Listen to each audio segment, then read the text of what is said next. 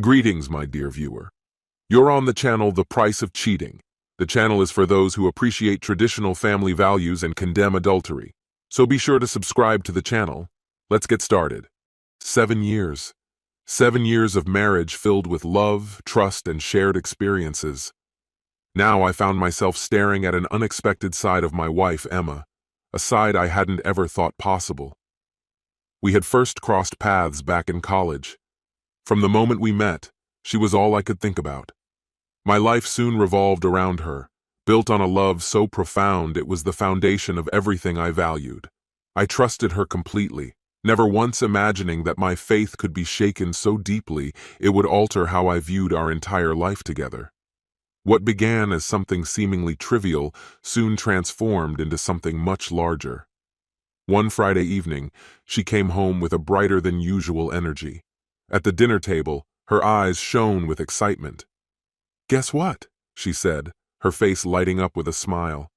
Intrigued by her unusual enthusiasm, I asked, "What's up?" She laughed. "Lily thinks I should join her gym. She says it might help me shake off the rut I've been feeling, give me something new to enjoy. It might even be fun." She shrugged, a familiar gesture she used when bringing up new ideas. We'd always been homebodies, preferring quiet evenings, cozy nights in, and lazy weekends, so the idea of a gym membership was a bit out of character. But I thought, why not? It seemed harmless and even healthy. "That actually sounds like a great idea," I said, smiling. She leaned in to kiss me, and with that, her decision was made.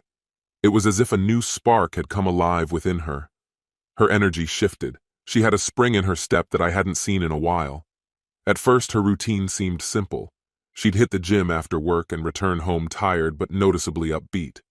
She would chat excitedly about her workouts, mentioning how her trainer Mike pushed her and helped her improve. "Mike, the trainer?" I asked one evening, a bit surprised. She nodded, casually explaining, "Yeah, he's Lily's trainer too. She recommended him. He's supposed to be really good." At first, I didn't think much of it. Mike was just a name, part of her new gym life.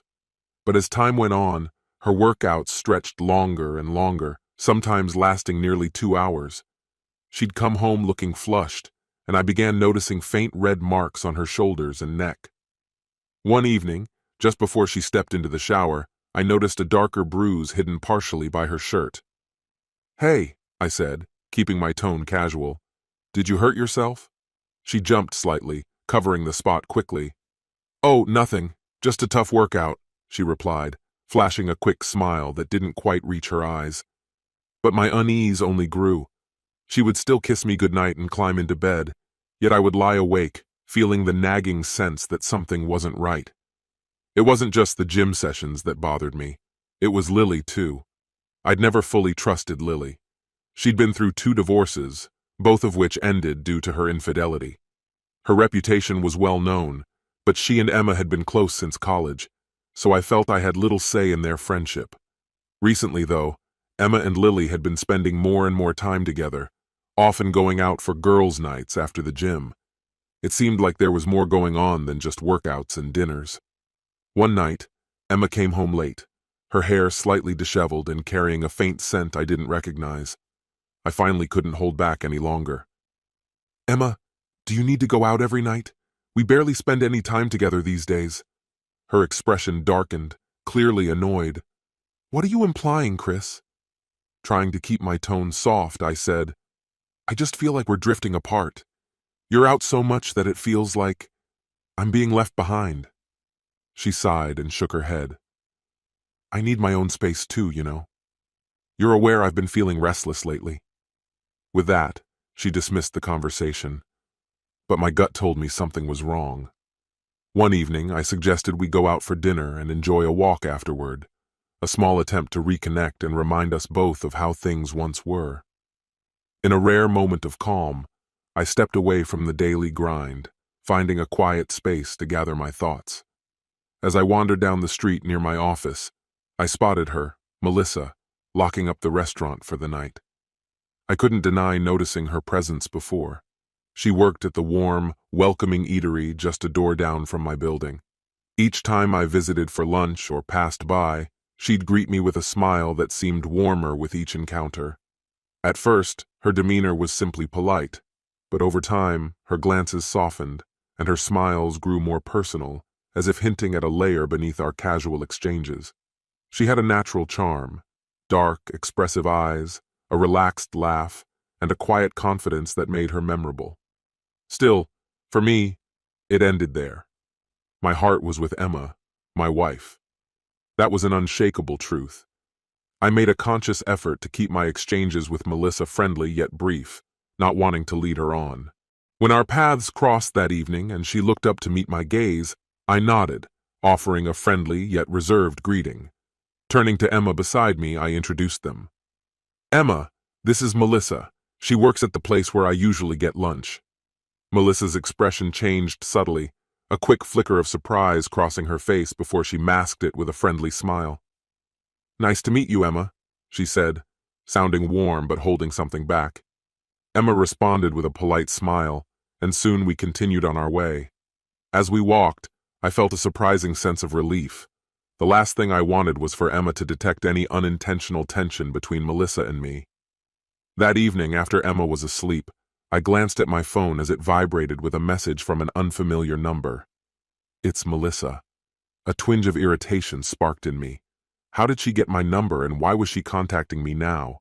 I replied with a polite request to avoid reaching out to me. But almost immediately, another message appeared. "Please, Chris, I need to talk to you. It's important." Something in her words felt urgent, pressing in a way that made me hesitate.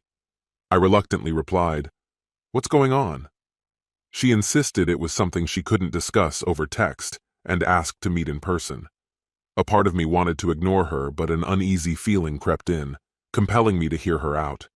Finally, I agreed to meet her at a nearby coffee shop the next day. When I arrived, she was already there, looking tense but relieved when she saw me approach. "Thanks for coming," she murmured, gesturing toward a seat. "Melissa, I need to be clear," I began, my tone firm. "It's inappropriate for you to contact me outside of work. You know I'm married." She nodded, her face earnest. "I know, and I apologize for overstepping. I didn't mean to intrude, but there's something you need to hear about your wife." A cold tension gripped me as I waited for her to continue, the air between us thick with unspoken words. "This isn't easy for me to say," she said quietly, "but I've seen her with someone else. I didn't realize who she was to you until last night, but we both go to the same gym. She's there often." She hesitated, searching my face before adding, "She's not alone. She's usually with another woman." My stomach twisted. "That would be Lily," I said, feeling a prickling unease. "They're close friends. She's there with her trainer. They're a couple, or at least I think so," Melissa continued. "But your wife, she's often there with another man as well." He worked as a personal trainer as well, and, as I gathered, he was friends with Lily's boyfriend.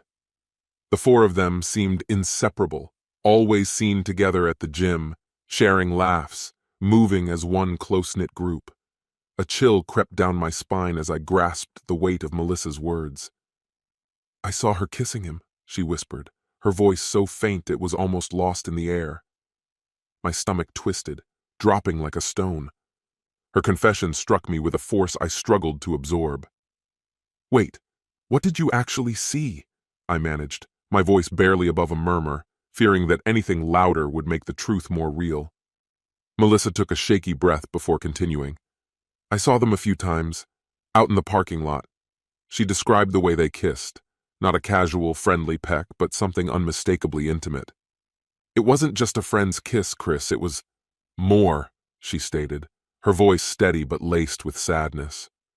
My heart raced with each word, and suddenly things I'd brushed off fell into place. The signs I'd ignored became starkly obvious: the mysterious bruises, the sudden absences, the endless girls' nights spent with Lily.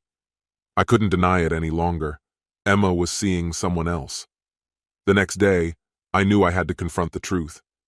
I left work early, parked outside the gym, and waited. Part of me clung to a fragile hope that Melissa had been mistaken, that I'd see nothing suspicious. But before long, Emma walked out, laughing alongside her trainer, Mike. I froze as I took him in. Tall, athletic, and undeniably attractive, a type Emma had never shown interest in before. She had once mentioned she wasn't attracted to black men, turning down several dates in college, saying they weren't her type. But apparently, her type had shifted. As they moved toward the parking lot, she brushed her hand along his arm, looking up at him with warmth I hadn't seen in ages. They leaned in close, and a painful knot formed in my stomach. Just before their lips met, someone from the gym called out, "Hey, Mike!" And they quickly pulled apart, exchanging a telling glance. Anger simmered inside me, but I knew I couldn't confront her, not without solid proof. That evening, I kept up the facade, pretending all was normal while my mind churned, plotting my next move. Sleep was out of reach. I lay awake, crafting a plan to uncover the truth. By morning, my mind was made up. Over breakfast, I kept my tone calm as I announced, "I'll be heading out of town for work, gone a few days." In reality, there was no trip. I needed the space, hoping my absence might prompt her to invite him over. "Oh, all right," she replied, her smile faint. "I'll miss you," she added, but the emptiness in her eyes turned my stomach. Before leaving, I discreetly set up small cameras around the house, hidden where she wouldn't think to look. I felt a pang of guilt, but I needed clarity. Then I checked into a hotel nearby, keeping watch on my laptop. That night in the dim hotel room, I sat with my eyes glued to the screen, waiting. The hours crept by, but I didn't let myself look away. Just past midnight, the front door creaked open. Mike entered, his arm wrapped around Emma's waist as she led him inside, carefree and laughing. They moved up the stairs, two lovers slipping into a hidden world. My fists clenched as I watched her flirt, savoring each moment as she undressed. She seemed more alive, more vibrant than I'd seen her in years. When they finally collapsed onto the bed, each movement stabbed at me, making it harder to breathe. And then, her voice filled the silence through the speakers, soft and filled with longing. "Oh, Mike," she murmured, desire dripping from each word. You're so much more than my husband." It was the breaking point. I slammed my laptop shut, left without a second thought, and drove home in a fog of fury and disbelief. My hands tightened around the steering wheel as the shock sank in, a flood of anger building with each passing moment. When I finally reached the house, I moved cautiously, my steps slow and intentional, until I arrived at the bedroom. The door was barely ajar, and through the dim light spilling from the hallway, I saw them, wrapped together, oblivious to my presence. I didn't wait. I threw the door open. Emma's eyes went wide, and Mike jerked away from her, scrambling to find his clothes. Emma's face went pale, her mouth opening in silent shock. I thought you were away," she mumbled, pulling the sheets to cover herself. "Oh, don't worry about that," I replied, my voice colder than I'd ever heard it. "So this is what you do when I'm not around?" Mike looked like he wanted to say something, but I ignored him, focusing squarely on Emma. "Did you plan on telling me?" I asked. "Or was lying to me forever the plan?" Emma's face fell, but I didn't let her respond. "How long has this been going on?" I demanded. "Weeks? Months?" "I just needed something different, something thrilling," she admitted in a broken whisper. "You don't satisfy me. You're too small for me." Her words struck me like a blow, but I forced myself to keep my composure. "Too small?" I repeated, the disbelief thick in my voice. "I thought marriage meant more than just the physical, Emma," I said, my words sharp as a blade. "I thought it was about trust, commitment, the life we were building together." She looked away, a flicker of guilt crossing her face, but I kept going, the words spilling out unchecked. "If you were unhappy, why didn't you tell me?" I demanded. "We could have worked through it. Instead, you chose this. You chose to betray me instead of trying to fix what was wrong." Mike stepped forward, an uncomfortable sympathy in his expression. "Look, man, I didn't think it would go this way. I'm sorry. Just stop," I said, my voice like ice, and he froze. "Get dressed and get out." My anger simmered, barely held in check. I turned back to Emma, my voice low and filled with disdain. 7 years, Emma, 7 years of marriage. Was this who you've been all along?" She shrugged, letting out a sigh as if this was a minor inconvenience. I wanted more, Chris, she said, sounding tired. I was exhausted from pretending, from forcing myself to be happy in this life. She gestured dismissively, her eyes flashing with a trace of irritation. It felt suffocating. The same conversations, the same routine. I just couldn't take it anymore. And in bed? She continued harshly. Don't you get it? I was bored, Chris. I wanted passion, excitement, things you could never give me because you're too small for me. Each of her words felt like a fresh cut, each sentence loaded with resentment. There was no remorse, no regret, just bitterness. I needed to feel alive again, she went on, her tone almost conversational, as if she were explaining herself to someone who understood. With Mike, there was a spark. I didn't have to pretend. I didn't have to settle. I stood there, numb, barely able to recognize the woman I thought I knew. With each word, she showed me that she'd viewed me as nothing more than a temporary fix, something she'd long since outgrown. The next day, I told her to pack her things. I didn't want to hear any more. I called my lawyer and filed for divorce, then sat alone in the silence of our home, the weight of my decision pressing down on me. It was time to find space, to find clarity. Afterward, I went for a long walk, needing to put some distance between myself and the chaos back at home, hoping that a bit of fresh air might bring some clarity. But when I returned, ready to face whatever lay ahead, there he was, Mike, standing awkwardly by my front door looking uncomfortable. What are you doing here? I asked, feeling a familiar spark of anger flare up.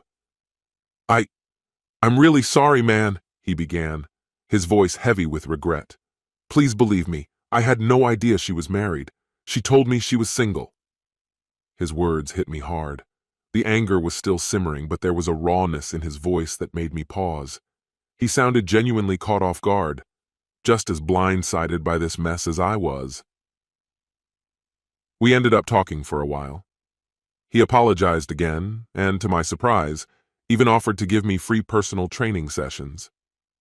I want to make it up to you in any way I can, he said, a bit embarrassed. I feel like I owe you. I took a moment to let it all sink in. Here was a guy who'd been deceived just like I had, caught in this tangled situation. His offer felt awkward but sincere, and I could see he was truly remorseful. Thanks, I said finally, feeling my anger begin to fade. It's time to move on from this. I don't blame you, Mike. We're both victims in this, I added. I forgive you. Relief softened his face, as if a weight had been lifted. Thank you. I mean it. I'm really sorry, he replied. We shook hands, a quiet understanding settling between us. This wouldn't erase the hurt, but it was a step toward closure. I knew it was time to let go. 5 months later, the divorce was finalized. Afterward, Emma and I went our separate ways with no more words left to say. I didn't need any closure from her. What we'd had was broken beyond repair. But something unexpected happened over those months. Mike and I kept in touch, first through occasional texts or chance encounters at the gym. Gradually, we started talking more, meeting now and then for a drink or a workout. To my surprise, we had more in common than I would have guessed. And eventually, Mike became someone I trusted. What had begun as a painful chapter turned, unexpectedly, into a genuine friendship. Now single, I decided to give Melissa a chance. She had been a constant, warm presence through it all, supportive, kind, and clearly interested in me. What began as casual coffee meetups turned into something real, and soon, we were creating a new life together. With Melissa, I found a fresh start and a way to leave the past behind. In the end, I had lost an unfaithful wife, but gained a true friend in Mike and a new beginning with Melissa. Life has a way of turning painful endings into unexpected blessings. I learned that even when everything seems to fall apart, new beginnings are always within reach.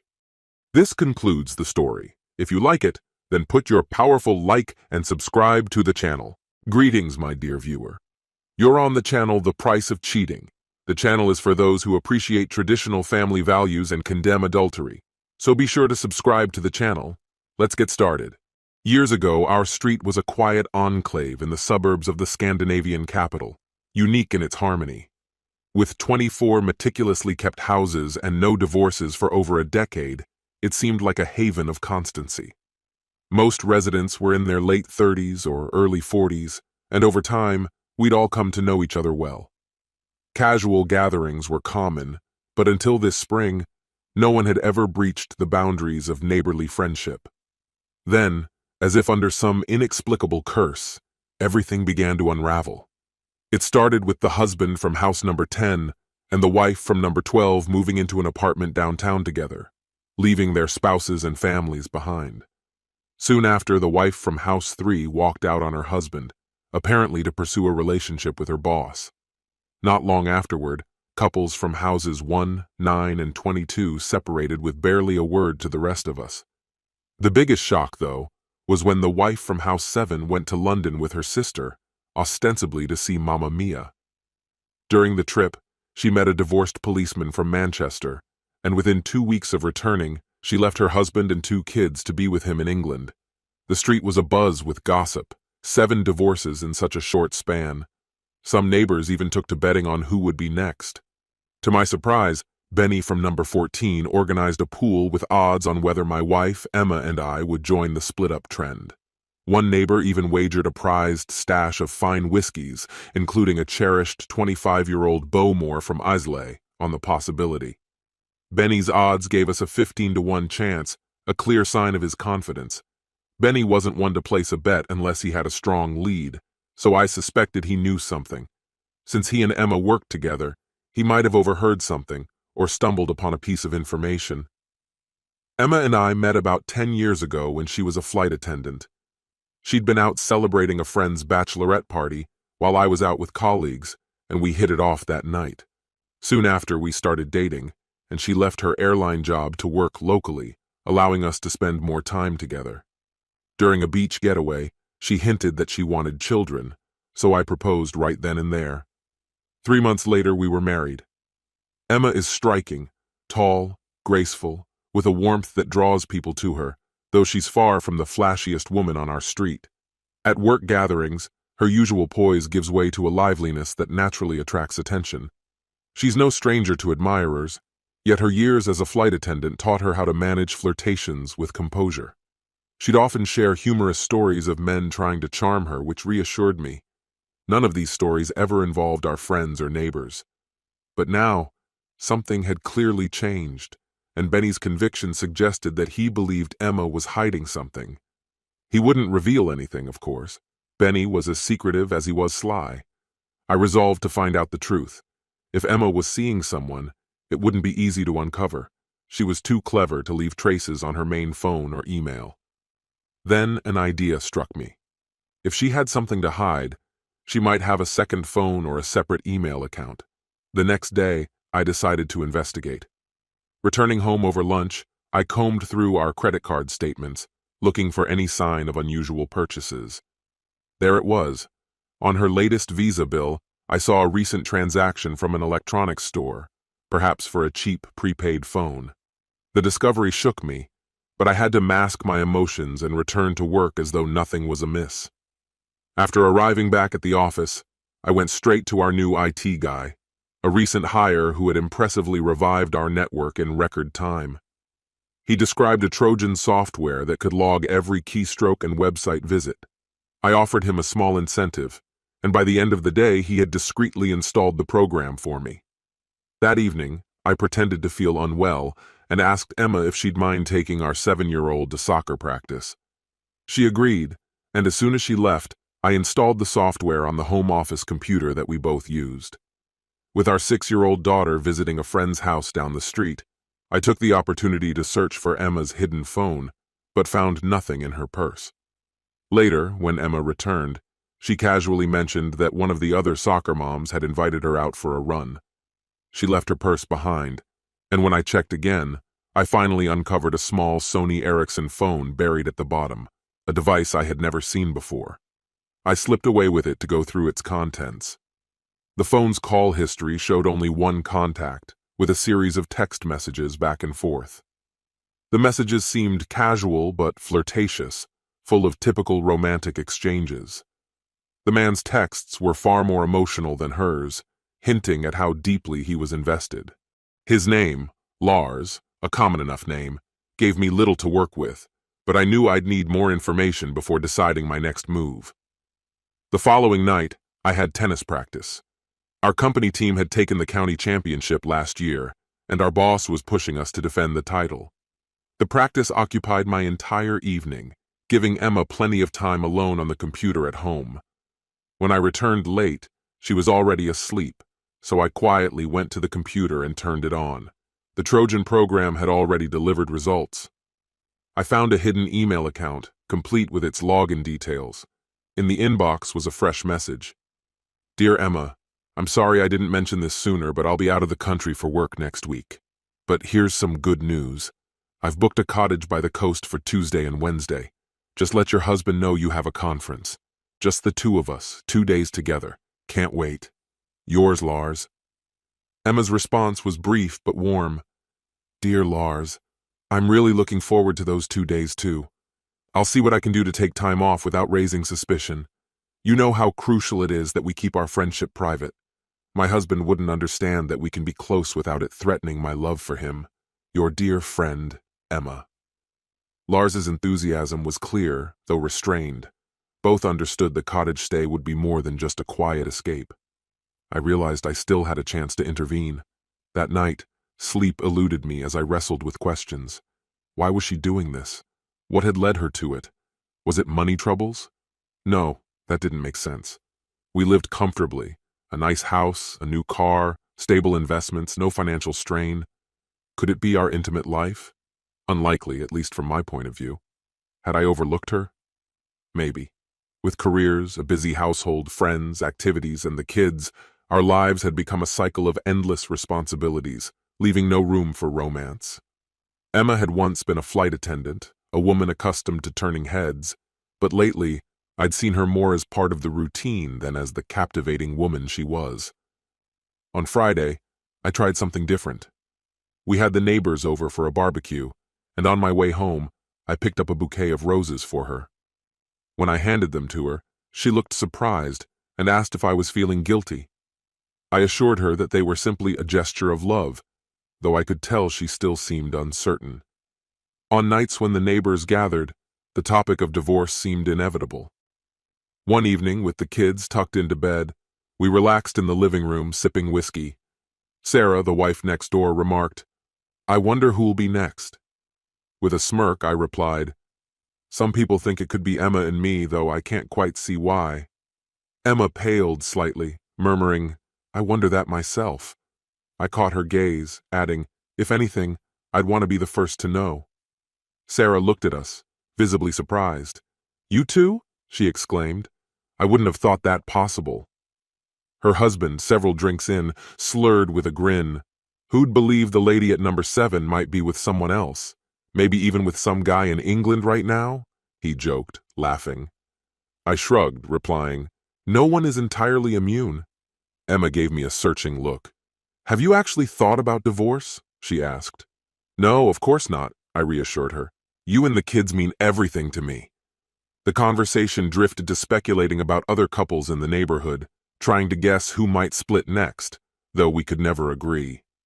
As our guests were leaving, Emma turned to me, a touch of concern in her eyes. Why would people think our marriage is in trouble? She asked. I sighed, saying, I'm here for you and the kids, committed to making our family work, no matter what. I've kept my promises and I intend to keep doing that. But still, some people are so certain there's something amiss that they're betting on us, I continued.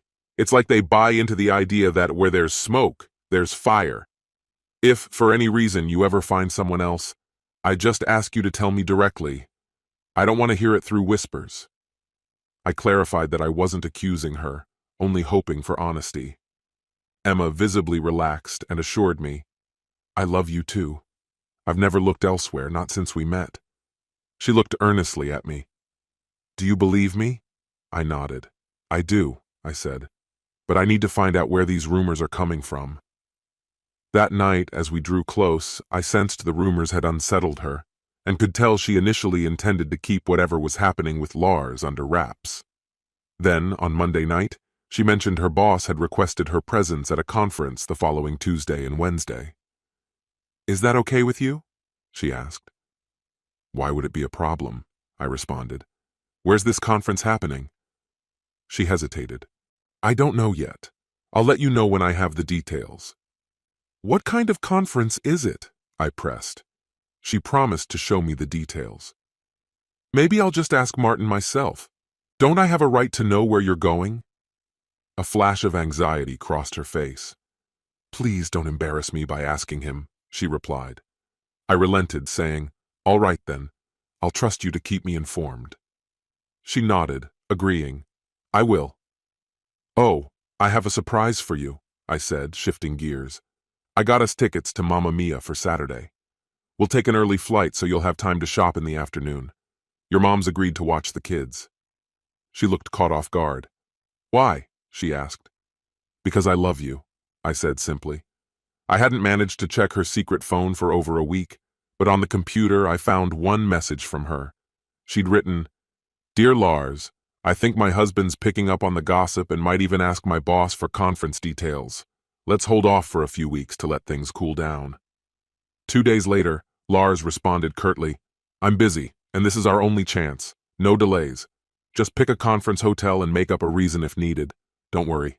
Love, L. My anger simmered. He must have thought I was completely oblivious. Our weekend in London was charming, staying in a beautiful hotel near Kensington where Emma picked out a few new things she loved. The night started with a breathtaking performance, and afterward we enjoyed a quiet, intimate meal at an upscale restaurant. When we returned to our hotel, I focused on being attentive, making sure she felt cared for and content before we finally drifted off to sleep. Early on Sunday morning, she took the lead, and we shared a few quiet, close moments together before heading down to breakfast. All weekend, we steered clear of any mention of the rumors or the choices looming ahead. By the time we got back home on Monday evening, with the kids staying out for the night, I realized it was time for her to make a decision. Is it Lars or your family? I asked gently. Then I added, You've got that big conference tomorrow. Are you excited? Not really, she sighed. Just more work. Meeting her gaze, I teased her. You call that work? She flushed, replying with a hint of defensiveness. What's that supposed to mean? No husband wants his wife buried in her work, giving up everything for it, I said carefully. Why don't you skip this one and let those so-called romantic dreams go? Romantic dreams? What are you talking about? Her voice grew tense. Do you think I want to go? The company expects me to be there. Oh, really? I countered. Since when did the company mean Lars? Just tell me the truth about him. At this, she broke down, crying for a few minutes before she could speak. How long have you known? Long enough, I said quietly. I knew that conference was nothing but a weekend at his cottage. I thought you'd see the weight of it. But if that's what you want, I won't stop you. Through her tears, she promised, I choose you. I never meant to hurt you or our family. The rumors mean nothing to me, and neither does he. Then why didn't you end things when you first heard the rumors? I asked. Didn't we matter enough for you to stop things before they spiraled? She held her hands up in protest. I swear there was never anything real between us. I only ever saw him as a friend, but it's done now. I canceled everything. I was only waiting to see if you'd stay or give up. She pulled out a phone I didn't recognize and showed me a message she'd sent to him that afternoon, putting an end to everything. She shared more about him, and as I listened, a larger, darker picture began to take shape. Determined to fully understand, I reached out to an old friend who worked as a bartender in a hidden club known for attracting infamous personalities. Lars might never have set foot there, but my friend knew the type. That guy Lars? My friend confirmed. He's notorious for pursuing married women, usually wealthy ones. His wife is the real force behind their family business, and she lets him do as he pleases in the shadows. The scandal is he charms these women and then ropes them into wild gatherings to entertain his business clients. Curious for more, I asked, and my friend said, I've got a DVD in my collection. It's one of his personal journals from a past mistress. You can borrow it for a night, as long as you keep this to yourself and return it by morning. That night, I found myself with a more chilling view of who Lars really was, and a renewed drive to protect what mattered most. I agreed to tell Emma everything I knew about Lars, and as I finished, her face drained of color, her expression utterly shattered. "I was so naive," she said, her voice trembling. "But you have to believe me. I've never betrayed you, not with Lars or anyone else since the day I met you. I didn't see it at the time, but going to that cottage with him could have been a huge mistake. With his experience, he might have taken advantage of me, twisting things until I became someone I never wanted to be." Emma's voice was heavy with guilt as she began to recount everything: how they first met over lunch, how he continued to invite her to high-end places for lunch, and even once for dinner. She described his behavior, always respectful, affectionate in subtle ways, with hugs and kisses, never crossing a line. There were no signs to make her suspicious, nothing beyond his gentle and charming manner that gradually drew her in. She admitted that Lars awakened a part of her she thought I no longer noticed. He made her feel attractive and vibrant, a contrast to how she felt with me, often consumed by work and other priorities. She mentioned the separate phone and mailbox, his idea, which she went along with, believing I'd never find out and dismissing any rumors I might hear. But after seeing me at the barbecue and our weekend in London, regret began to set in, and she questioned her choices. Emma confessed that if she had gone through with her plans, she'd likely have felt so guilty that she would have told me everything the next morning. So that night, after the kids were asleep, we watched a DVD I had borrowed from a friend.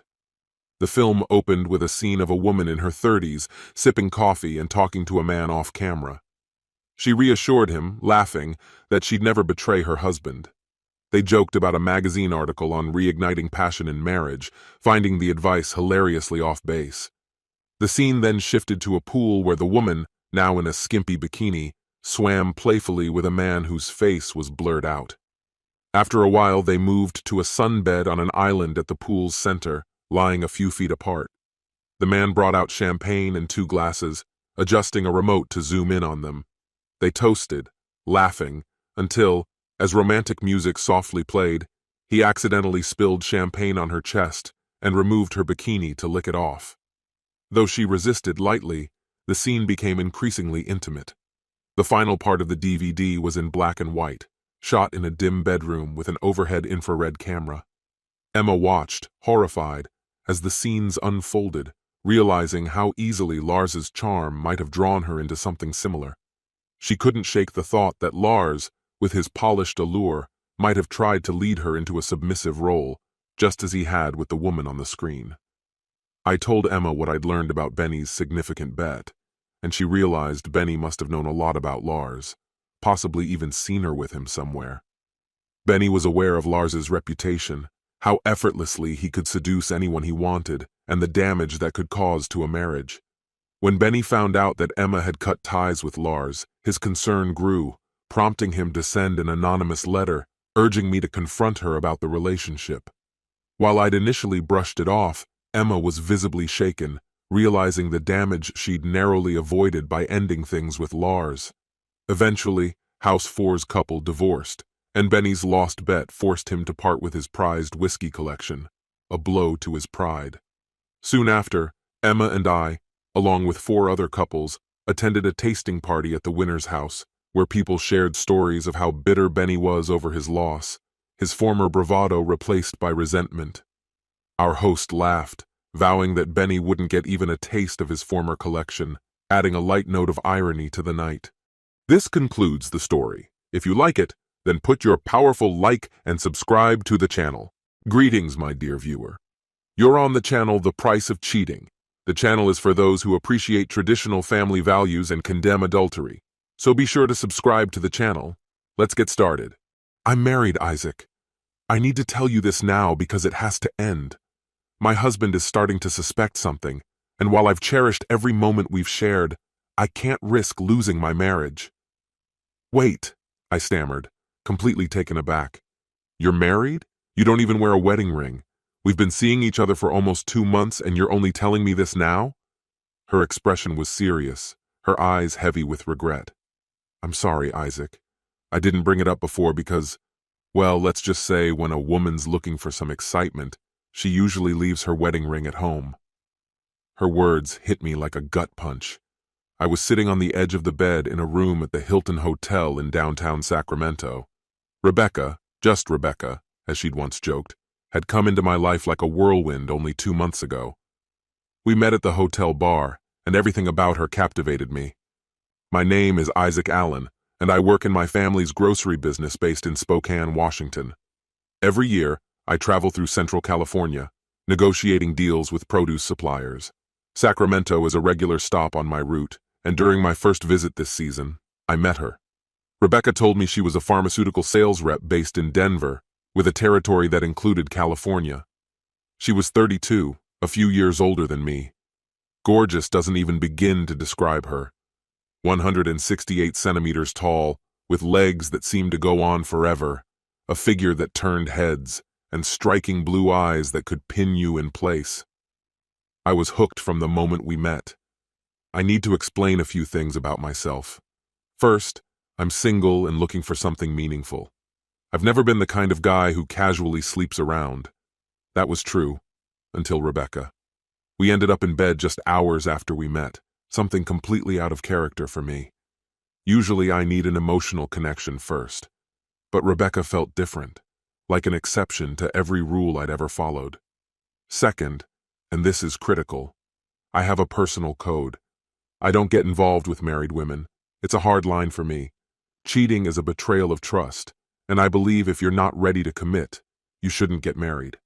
Once you do, you owe it to your partner to stay loyal. It's not just about principles, though. It's about self-preservation. I don't want to get caught in a jealous spouse's crosshairs. I value my life and plan to live it fully, surrounded by family, not cut short by an enraged husband looking for revenge.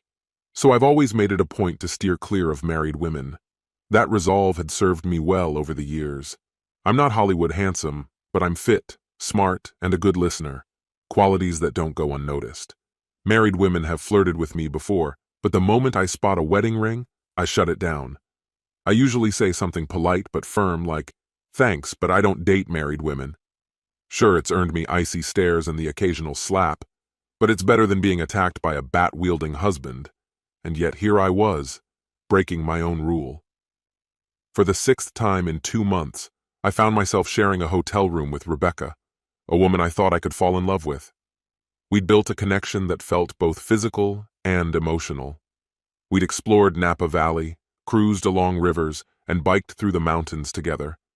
I believed it was something extraordinary, but now it all felt like a cruel illusion. "You're married?" I asked, my voice tight with disbelief. She nodded, guilt flickering across her face. "Yes, Isaac, I'm so sorry, I didn't mean to hurt you. I love the time we've spent together, but I have a husband and 2 sons at home. I can't leave them or let this destroy my family." Her confession landed like a blow I hadn't seen coming. "You have kids?" I asked, my voice rising. "2 boys," she replied softly. "Michael and Josh. They're wonderful. Do you want to see their pictures?" "Are you serious?" I snapped, anger flaring hot and fast. "No, I don't want to see their pictures. What the hell, Rebecca? How could you keep this from me?" She didn't respond. She just stood there, quiet and remorseful, while I sat on the edge of the bed, trying to process what she'd just revealed. The weight of it all crushed down on me, leaving me reeling. How could you betray me like this? How could you drag me into such chaos? I had no idea you were married. If you'd been honest when we met, I might have bought you a drink, shared a brief conversation, and left it at that. I don't get involved with married women. "I didn't tell you, Isaac, because I didn't want to," she confessed, her voice calm but unsettlingly blunt. "You were intriguing, mysterious. I wanted to see where things might lead. I love my husband, really, I do. But I needed something more, a spark to break the monotony. If I were certain Lincoln would never find out, I'd have kept seeing you." Her words slammed into me like a punch to the chest. She stared at me with a disconcerting tranquility while I sat motionless, completely blindsided. I probably looked absurd, wide-eyed, slack-jawed, utterly unprepared for the weight of her revelation. My throat managed a strange, choked sound, but no coherent words formed. Was this some surreal nightmare? Each sentence she spoke only deepened the absurdity of the situation. Lincoln and I have been together since we were teenagers, she continued, her tone as casual as if she were recounting a fond memory. We've always been in love. He's wonderful, truly the best person I know. But I started to wonder what it would feel like to be with someone else. Would it make me appreciate him more? Maybe even strengthen our bond? I needed to find out. Surely you can relate. She kept talking, her voice a persistent hum, but I stopped listening. The words blurred into meaningless noise. Snapping out of my daze, I finally interrupted her, my frustration boiling over. "Rebecca, just stop." She raised an eyebrow, her calm demeanor unshaken. "All right, Isaac, no need to be rude. I know this is a lot to process, but we should probably wrap things up by the weekend. We'd planned to stay longer, maybe visit Sonoma. It's October. The vineyards are beautiful this time of year." She reclined casually, as though we were discussing travel plans instead of her stunning betrayal. She stood and moved toward the bed, her expression shifting into something sultry. "Come on, baby. Let's make the most of the time we have left," she purred. "No, sit back down." My voice was firm, slicing through her pretense. "I need answers, real ones. Can you be honest for once?" "Of course," she replied breezily. "I'm always honest with you. Well, except for the marriage thing." She said it so casually, like it was an afterthought. Her gall was staggering. "Is Rebecca even your real name?" She rolled her eyes. "Yes, obviously. What kind of question is that? Are you really a pharmaceutical rep from Denver?" "Not exactly," she admitted, her tone suddenly evasive. "I may have made that part up." "Let me see your driver's license." "What?" "Your license," I repeated firmly. "Show me." With obvious reluctance, she rummaged through her bag and handed it over. As soon as I read this, my stomach dropped. Rebecca Robinson. The truth hit me like a wave. Handing the license back to her, I struggled to process this new bombshell. Her confidence began to falter. "See?" she said, her attempt at a smile faltering. "I told you I'm still the Rebecca you met, with just a few little exceptions." "A few exceptions?" I shot back, incredulous. "You're married with 2 kids. Those aren't minor details, they're massive lies. How do you justify deceiving someone so completely?" "Don't be so dramatic, Isaac," she retorted, her voice defensive now. "We had fun, didn't we? That's all it was supposed to be." "I didn't sign up for this," I shouted, the anger spilling out of me. "I believed in you because I thought you were single. I thought we had something real. If you'd been up front, I would have walked away immediately. If you'd worn your wedding rings, I wouldn't have wasted a second on you." "I'm sorry you feel that way," she replied with icy indifference, as if the conversation had concluded.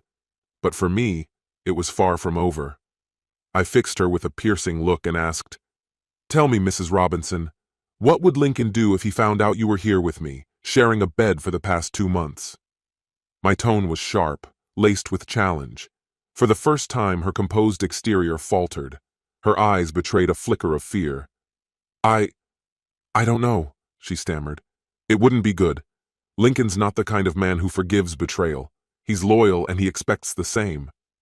"He'd be livid," I pressed, my words cutting deeper. "That's the real reason you're so eager for this weekend, isn't it? A final escape before the truth catches up with you." I leaned in closer, my voice low. "So tell me, Rebecca, where's Lincoln right now?" She hesitated, choosing her words with care. "He's home with the kids, or at least that's what he believes. The kids are actually with my parents while he's stuck at home, working through a list of chores. He thinks I'm on a business trip." Her voice wavered. "Not that I've been completely honest with him. He assumes I work with pharmaceutical companies, but, well, I've been handling accounts for some big orange producers in the valley." I exhaled, the weight of her lies settling heavily between us. "Rebecca," I said, my tone firm, "listen carefully. I don't get involved with married women, ever. I despise dishonesty. I won't be the guy complicit in breaking someone else's vows. If I were in Lincoln's shoes, I'd be furious." Tears welled up in her eyes, her composure crumbling. My frustration surged. "You're gambling with everything, your marriage, your family, and dragging me into it. How could you do this?" She blinked rapidly, fighting back tears, but I could feel the storm brewing inside her. Taking a deep breath, I softened my tone. though it still carried an edge. Maybe you're right. Maybe it's better to just let this weekend happen and leave it behind when it's over. Her expression shifted, hope rekindling like a fragile flame. Thank you, Isaac, she said, her voice trembling with relief. You're a good man. I know you'll find someone better for you someday, but for now, let's just enjoy these 2 days. No regrets, no looking back. She stood and headed to the bathroom, her mood noticeably lighter. Give me a moment to freshen up, she called over her shoulder. Then we can head out. As soon as the door closed behind her, I picked up my phone, quietly entering her home address into the navigation app and silencing the volume. I slipped the phone back into my pocket just as she emerged.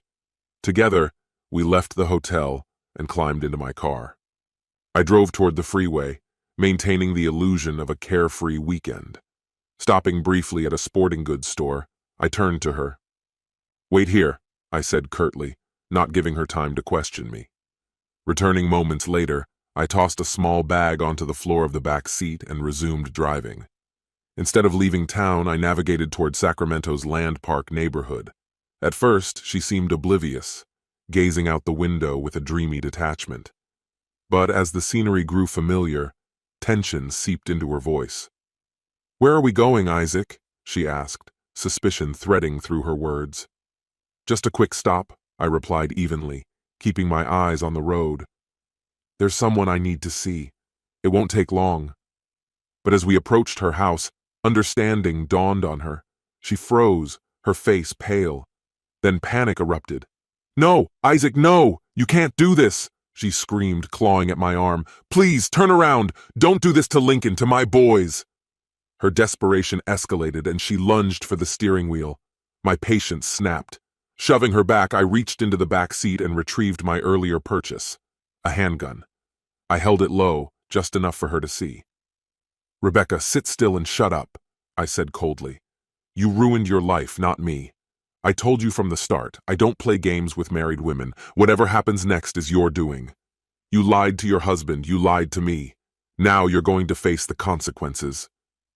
She broke into sobs, trembling uncontrollably as I pulled up in front of her house. In the yard, a tall, broad-shouldered man worked on an outdoor project. His presence left no room for doubt. This was Lincoln. Rebecca recoiled, trying to shrink into her seat as I stepped out of the car. Lincoln turned toward me, his expression shifting from mild curiosity to confusion as I approached. The gun remained hidden, my grip steady. My pulse didn't waver as I prepared for the reckoning that was about to unfold. Can I help you? The man asked, freezing in place as his gaze locked on the gun in my grip. His voice faltered. What the— Stop, I cut in, keeping my voice steady but firm. I know exactly who you are. Lincoln Robinson, husband of Rebecca Robinson. If you look over my shoulder, you'll see her sitting in the passenger seat of my car. Now listen carefully. She's unharmed, and I have no intention of changing that. I raised my empty hand slightly in a gesture of peace.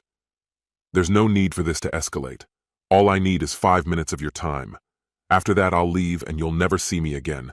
Just don't make any sudden moves. I need you to trust me. His jaw tightened, his glare like fire, but something in my tone or demeanor kept him from losing control entirely. Thank you, I said softly, genuinely relieved. This won't take long. Turning toward the car, I called out, Rebecca, step out. Come inside with me and Lincoln. Rebecca hesitated, her face as pale as someone on their way to an execution. After a tense moment, she opened the car door and stepped out, walking toward us with slow, reluctant steps. I moved aside as Lincoln reached for her, wrapping an arm around her protectively before leading her toward the house. Once inside, I gestured to the kitchen. Let's sit, I said, remaining on my feet with the gun still aimed cautiously in their direction. Lincoln, my name is Isaac, I began, my voice steady but tinged with regret. 2 months ago, I met Rebecca at the downtown Hilton's bar. She introduced herself as a pharmaceutical rep from Denver. I noticed she wasn't wearing a wedding ring. Lincoln's expression darkened, sweat gathering on his brow, but he stayed silent, his intense gaze urging me to continue. Rebecca's a striking woman, charming, full of life. Naturally, I struck up a conversation with her.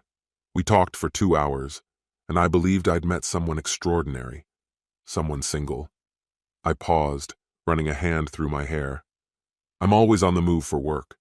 I've never been married, but I want to settle down someday. Meeting Rebecca felt like something out of a dream. After that night, we ended up spending it together.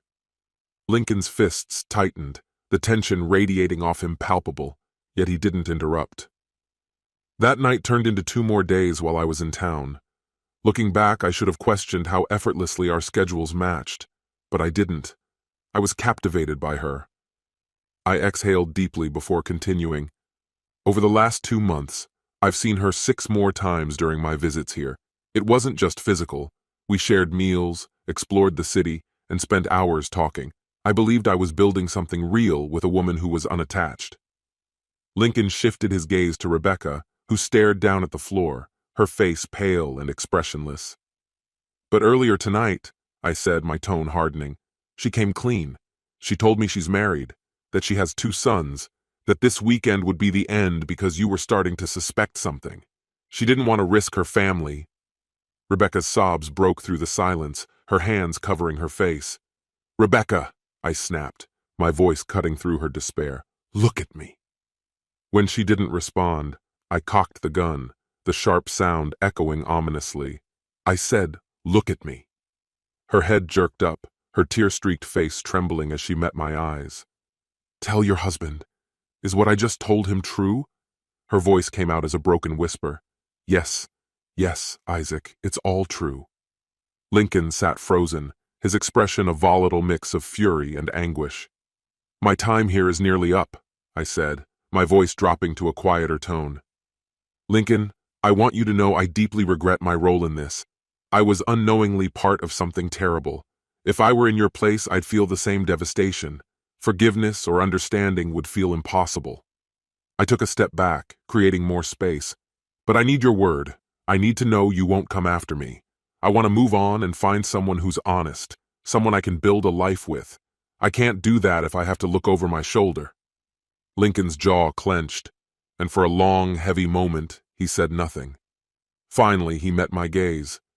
"Fine," he said, his voice low and tightly controlled. "We're okay." "Good," I replied simply, turning toward the door. As I reached it, Rebecca's voice stopped me. "Isaac, would you really have shot us if this had gone wrong?" Her voice was shaky, filled with disbelief. I glanced back at her and gave a dry, bitter laugh. "Hard to say, Rebecca. Would have been tricky considering there are no shells in the shotgun." With that, I stepped outside, letting the cool night air wash over me. As I walked away, I heard Rebecca's desperate plea. "Lincoln, please, where are you going? We need to talk." His voice followed, cold and resolute. "Upstairs, to pack your things." "No, Lincoln, don't do this!" But his response was final, cutting through her cries. "You're leaving, adulteress."